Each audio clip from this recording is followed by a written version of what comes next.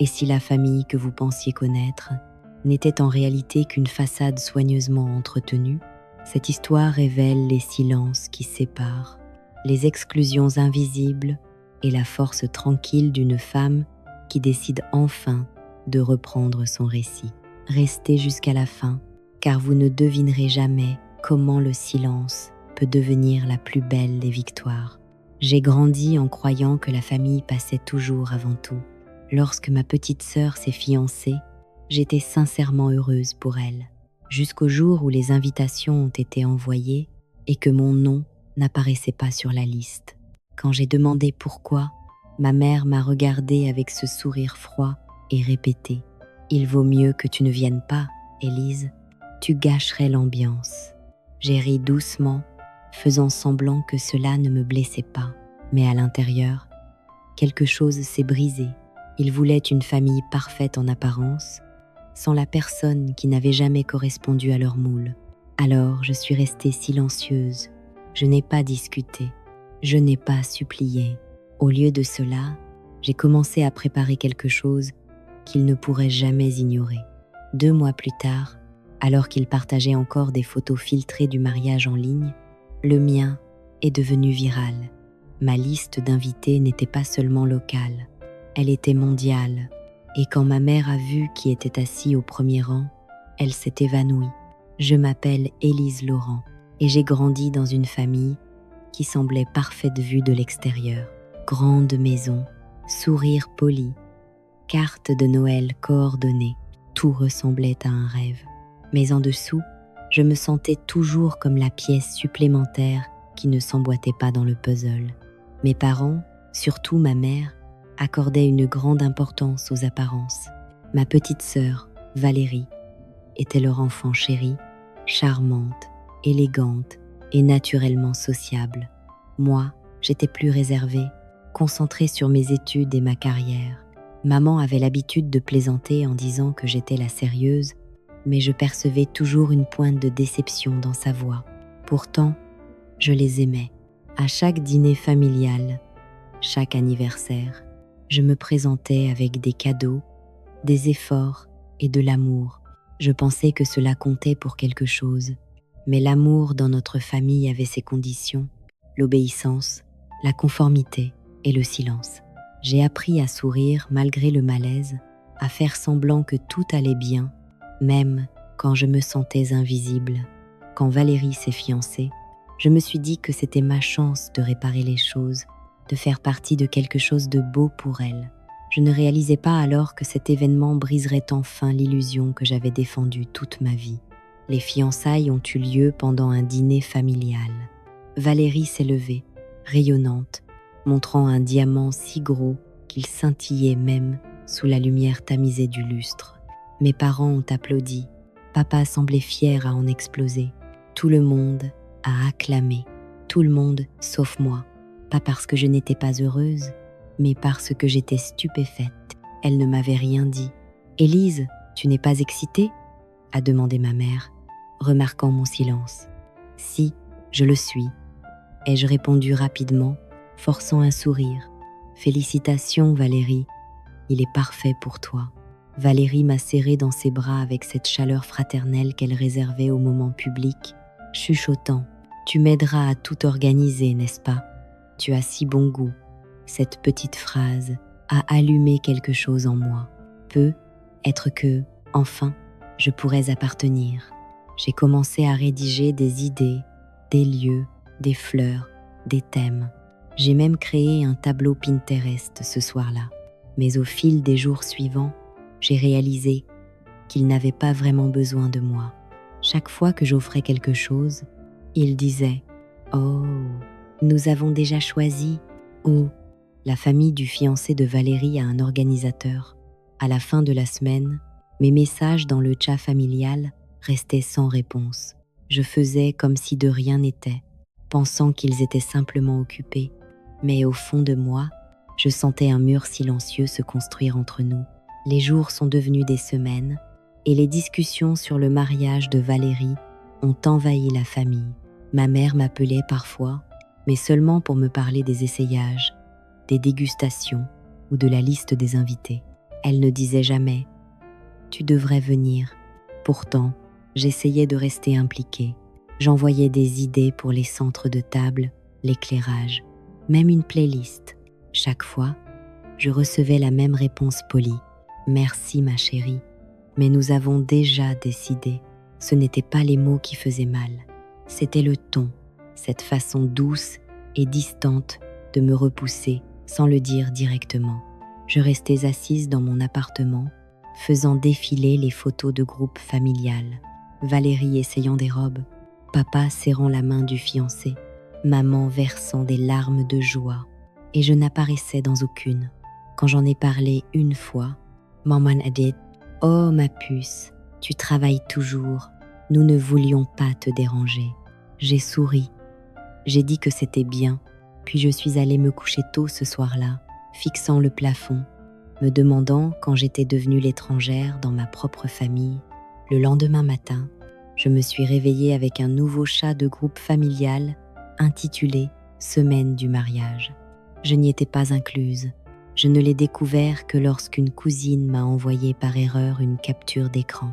Il planifiait le brunch des demoiselles d'honneur, les arrangements de sièges, et plaisantait même sur le fait que la cérémonie serait calme, sans l'énergie sérieuse d'Élise.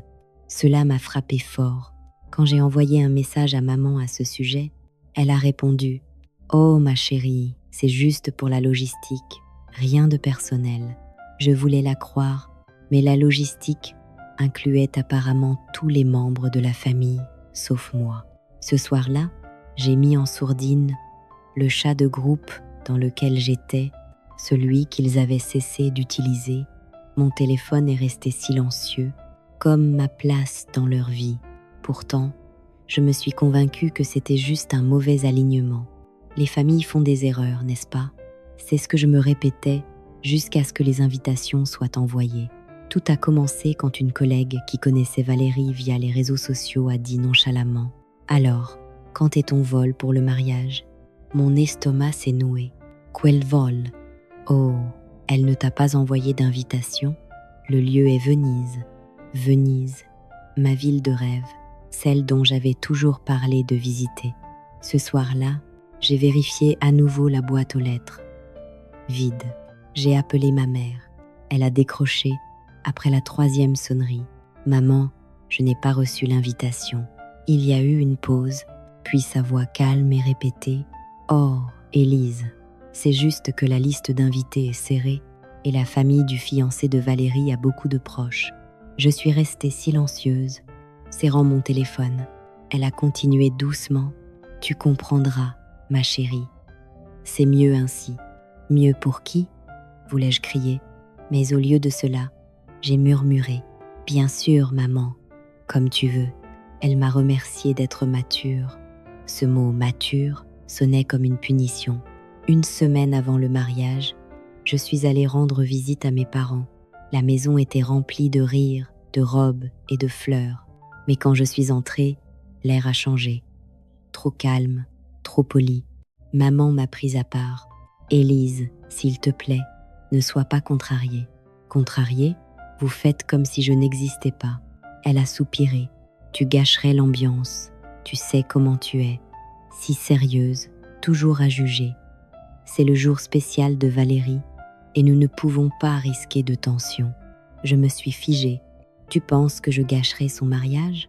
Maman a souri tristement. « Il vaut mieux que tu ne viennes pas, Élise. » Vraiment. C'était le moment où quelque chose en moi s'est fissuré. Pas de colère, mais de prise de conscience. Il ne m'avait pas seulement oublié, il m'avait effacé. Je suis sortie calmement, laissant derrière moi une maison pleine de rires qui ne ressemblait plus à une famille. Ce soir-là, je me suis assise sur mon balcon, regardant les lumières de la ville. Mon téléphone vibrait de notifications. Des photos du dîner de répétition de ma sœur, mes parents souriant largement, des légendes pleines d'amour. Je n'ai pas commenté, je n'ai pas liké ni partagé. J'ai simplement regardé. Pour la première fois de ma vie, je n'ai pas pleuré. Je me suis sentie vide, puis étrangement calme. Peut-être qu'il n'avait pas besoin de moi, mais j'ai réalisé que moi non plus, Je n'avais pas besoin d'eux. J'ai ouvert mon ordinateur portable et j'ai fixé mon calendrier. Le nom de mon fiancé, Mathieu Moreau, brillait sur un appel prévu pour le lendemain. Soudain, une idée a jailli, calme, élégante et irrésistible. Ils voulaient que je disparaisse de leur célébration. Très bien, mais quand mon propre mariage arriverait, ils ne se souviendraient pas seulement de moi, ils ne m'oublieraient plus jamais. Le lundi avant le mariage de Valérie, j'étais assise dans mon bureau, faisant semblant de me concentrer sur des tableaux. Mes collègues parlaient de leurs plans pour le week-end, certains de vacances, d'autres de mariage. Chaque mot ressemblait à un rappel. Sur mon téléphone, les messages de maman arrivaient comme de petits poignards. Nous embarquons pour Venise. Tout le monde est si excité. Et Valérie ressemble à une princesse. J'ai forcé un sourire pour ceux qui me regardaient. Quand quelqu'un m'a demandé si j'avais des projets, j'ai dit que je resterais simplement à la maison pour me reposer. Mais je ne pouvais pas m'empêcher d'imaginer, eux en train de trinquer avec du champagne, riant sous des lustres. Le silence de mon appartement semblait plus lourd que jamais. À 17h, j'ai pris une décision calme. S'ils ne voyaient pas ma valeur, j'arrêterais d'essayer de la prouver. Désormais, je bougerais en silence, comme ils me l'avaient appris. Seulement cette fois, le silence ne signifierait pas la défaite. 2 jours plus tard, mon fil Instagram a explosé de photos de Venise. Valérie était magnifique dans sa dentelle, debout à côté de son mari sous des lumières dorées. Mes parents se tenaient fièrement, rayonnant de joie. Ma cousine avait tagué tout le monde sauf moi. Au début, ma poitrine s'est serrée, puis quelque chose en moi s'est apaisé. Mia, ma meilleure amie, m'a appelée ce soir-là. « Tu vas bien ?» a-t-elle demandé doucement. « Je vais bien », ai-je menti. Mais en faisant défiler des centaines de photos, quelque chose d'inattendu s'est produit. Je n'ai pas ressenti de jalousie, j'ai ressenti de la clarté. J'en avais fini d'être l'ombre silencieuse de la famille. S'ils pouvaient me jeter si facilement, je pouvais construire quelque chose qu'ils ne pourraient jamais toucher. Quand j'ai fermé l'application, j'ai souri pour la première fois depuis des jours. Pas de bonheur, mais de pouvoir. Quand je suis retournée au travail, tout le monde a demandé « Ta sœur ne vient pas de se marier? Pourquoi n'étais-tu pas là ?» J'ai ri légèrement. Oh, j'étais occupée avec quelques projets. Ils ont eu l'air surpris, mais n'ont pas insisté. Pourtant, je voyais la pitié silencieuse dans leurs yeux. Cela piquait, mais je refusais de le montrer. Plus tard ce soir-là, alors que je rentrais chez moi en train, j'ai repensé à toutes ces photos, le lieu grandiose, la robe de créateur, les sourires parfaits. Ils avaient tout le luxe, mais aucune sincérité. C'est là que ça m'a frappée. Ma famille ne comprenait pas l'authenticité. Ils ne valorisaient que le spectacle. Et si le spectacle était leur langage, je le parlerais couramment, mais en mieux. Ce week-end-là, j'ai retrouvé Mia pour un brunch. Elle m'a écouté calmement pendant que je lui racontais tout, de la phrase « Il vaut mieux que tu ne viennes pas » jusqu'au mariage à Venise. Quand j'ai terminé, elle s'est adossée, croisant les bras. « Tu sais quoi, Élise, ils ne te méritent pas, mais j'espère que tu leur feras voir ce qu'ils ont perdu. » J'ai souri faiblement. « La vengeance ?» a-t-elle demandé en souriant. « Non, la réinvention. » Ces mots ont résonné dans ma tête toute la journée. Réinvention, cela sonnait juste. Quand je suis rentrée chez moi, j'ai ouvert mon planet et j'ai griffonné une phrase sur la page. Mon mariage, mes règles. Mathieu m'a appelée ce soir-là. « Tu as été silencieuse ces derniers temps », a-t-il dit doucement. J'ai réfléchi, ai-je répondu, à notre mariage. Il a hésité. « Tu veux dire ?»« Oui, je veux le planifier à notre façon. Pas petit, pas discret. Je veux qu'il soit tout ce qu'il pensait que je ne méritais pas. » Il a ri doucement. « Tu veux les choquer ?»« Non, » ai-je dit en souriant. Je veux redéfinir ce que signifie la famille. Pour la première fois, je ne me sentais plus